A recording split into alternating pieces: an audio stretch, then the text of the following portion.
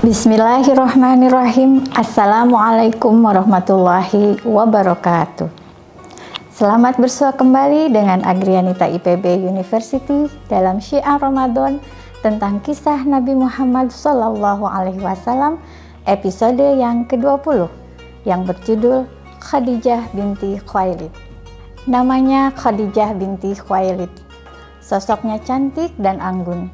Setelah ayah dan ibunya meninggal, saudara-saudara Khadijah saling membagi harta kekayaan peninggalan orang tuanya.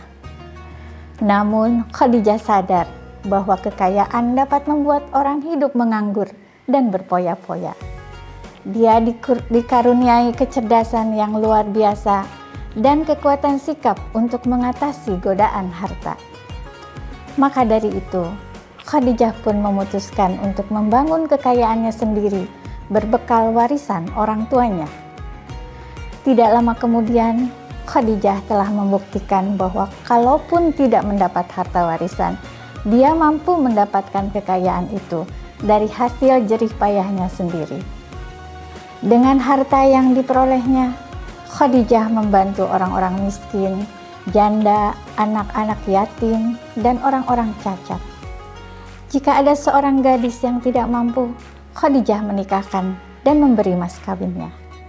Khadijah lembut dan ramah. Walau menjadi pemimpin tertinggi dalam menjalankan bisnis keluarga semeninggal ayahnya, dia juga mau menerima saran-saran orang lain. Khadijah tidak menyukai adanya jarak hubungan antara atasan dan bawahan. Dia menganggap bawahan sebagai rekan kerja yang pantas dihormati. Khadijah sendiri selalu tinggal di rumah. Karena itu, biasanya dia minta bantuan seorang agen jika sebuah kafilah sedang dipersiapkan untuk pergi ke luar negeri. Orang yang dimintai bantuan itu bertanggung jawab membawa barang-barang dagangannya untuk dijual ke pasar-pasar asing. Khadijah sangat teliti memilih seorang agen. Dia juga sangat lihai merencanakan waktu keberangkatan kafilah dan tempat tujuannya, sebab barang akan terjual dengan cepat pada waktu dan tempat yang tepat.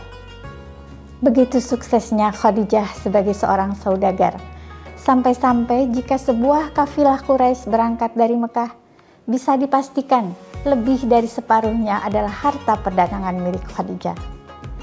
Dia seperti mempunyai sentuhan emas. Diibaratkan jika dia menyentuh debu, debu ini akan berubah menjadi emas. Karena itu, penduduk Mekah menjulukinya Ratu Quraisy atau Ratu Mekah.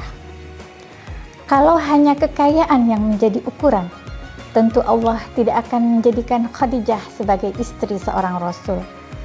Pasti ada sifat lain yang lebih utama yang membuatnya sepadan dengan Muhammad. Wanita suci. Khadijah mempunyai seorang paman bernama Warokoh bin Naufal. Warokoh adalah sanak saudara Khadijah yang paling tua. Dia sangat mengutuk kebiasaan bangsa Arab jahiliyah yang menyembah berhala, sehingga menyimpang jauh dari apa yang diajarkan Nabi Ibrahim dan Nabi Ismail. Warokoh sendiri adalah hamba Allah yang setia dan lurus. Dia tidak pernah meminum minuman keras dan berjudi. Dia murah hati terhadap orang-orang miskin yang membutuhkan pertolongannya. Khadijah sangat terpengaruh pemikiran Warokoh bin Naufal. Khadijah juga sangat membenci berhala dan patung-patung sesembahan. Bersama beberapa keluarganya, Khadijah adalah pengikut setia ajaran Nabi Ibrahim dan Nabi Ismail.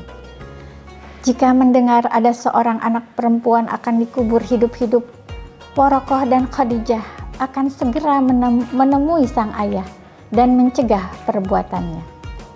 Jika kemiskinan yang menjadi alasan rencana pembunuhan itu, Khadijah dan Warokoh akan membeli anak itu dan membesarkannya seperti anak kandung sendiri.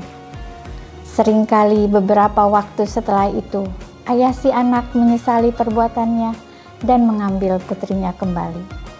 Warokoh dan Khadijah akan memastikan dulu bahwa anak itu akan diasuh dengan benar dan disayangi. Setelah itu, barulah dia mengizinkan sang ayah membawa pulang anaknya kembali. Budi pekerti Khadijah yang agung, santun, lembut, dan penuh keteladanan ini membuat semua orang menjulukinya juga sebagai Khadijah At-Thahirah atau Khadijah yang suci. Pertama kalinya dalam bangsa Arab seorang wanita dijuluki demikian. Padahal orang Arab pada masa jahiliyah itu sangat mengagungkan laki-laki dan merendahkan wanita. Alhamdulillahirabbil alamin. Demikianlah rangkaian kisah-kisah Rasulullah dari mulai bagian ke-1 sampai dengan ke-20. Semoga dengan pembacaan kisah perjalanan hidup Nabi Muhammad SAW akan semakin menambah kecintaan kita kepada baginda Nabi SAW dan meningkatkan keimanan serta ketakwaan kita kepada Allah Subhanahu wa Ta'ala. Amin ya robbal alamin. Terima kasih. Billahi taufiq wal hidayah. Wassalamualaikum warahmatullahi wabarakatuh.